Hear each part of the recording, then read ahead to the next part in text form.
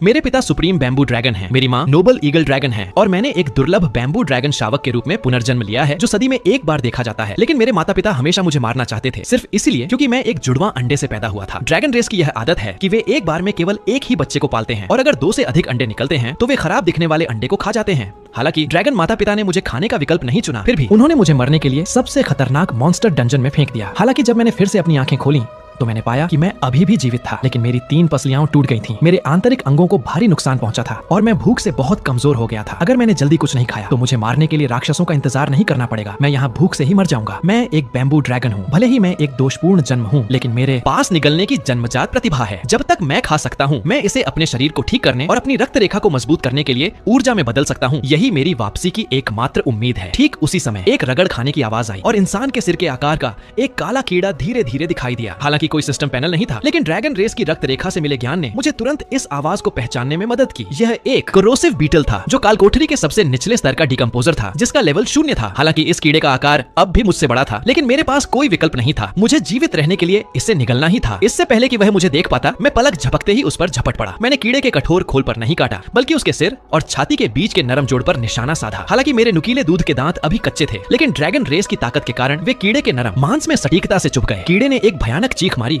और पागलों की तरह अपना शरीर हिलाने लगा, लेकिन मैंने अपनी पकड़ नहीं छोड़ी। उसी समय मेरे चारों पंजों ने कीड़े के पेट को कसकर पकड़ लिया।